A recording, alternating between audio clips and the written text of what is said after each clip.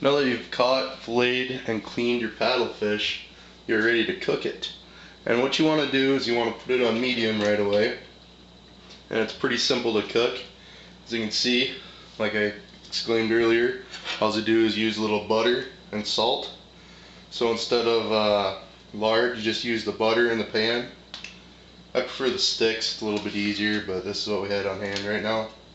So you put a moderate amount. I know it's butter, but you're going for flavor here. Put that in the pan, let it melt. We set it on medium right away just so we don't burn anything. We'll let that simmer up and then we'll go from there. You want to coat the whole pan with the butter. And this is really what gives it the flavor. Now that your butter's nearly melted, just take the fish that you filleted earlier, set it in there. It's real simple. It's one way to cook it. I'm sure there's a few others, but we just like to take the cubes, throw it in there, let it fry up, and the idea is you want it to get golden brown. And I mean, traditionally some people use breadcrumbs with other fish, but this fish is just a different texture and a different, just a whole different meat. So it'll become golden brown on the outside, kind of almost like a popcorn chicken or a popcorn fish. It's good to continue to flip the meat, that way it doesn't ever burn on one edge or get stuck to the pan. I am using a stainless steel pan here, which makes cooking quite a bit easier. A lot of people here in South Dakota like the walleye, which is very excellent fish, but in my mind this is right next to it, if not better. That, and they come in 25 pounds to 40 pounds to 60 pounds, whereas your typical walleye 3 to 6 to 8 pounds if you're lucky. You can tell right away the meat will get a little bit whiter. You can see that. But what I like to do is I like to cook it until it becomes golden brown. And that butter will kind of become brown itself on the pan. But that's when you know your fish is getting close to becoming crispy on the outside. And I'm just going to turn the heat up a little bit here now that we got the butter melted. We got the temperature set about halfway between high and medium right now on the stove.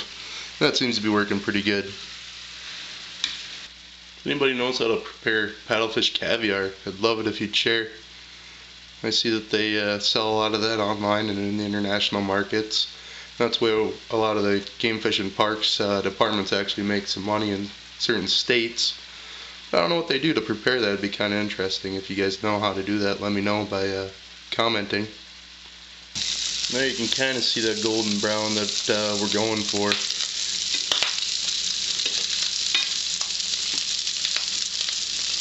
There's a fine point where you make it golden brown and you burn it, so you got to be careful not to burn it.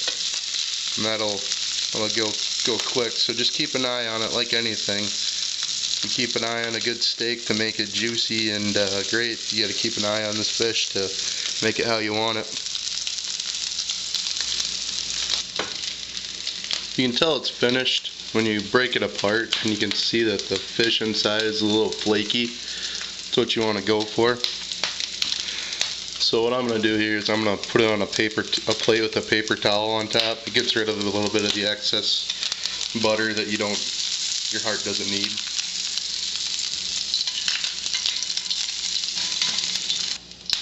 I'm not going to pretend that this is the healthiest way, but it tastes great. You can see that's good and golden brown. Kind of serve it like popcorn chicken. Give it one light dusting of salt in the end for a little more flavor. If you enjoyed our video, let us know. Leave it in the comment. Otherwise, we encourage you to visit our website, www.darktackle.com, where we do sell a lot of hunting and fishing products. Or if you know any other great ways to clean paddlefish or cook it up, let us know. Otherwise, I'll just be here enjoying this paddlefish. Tastes great.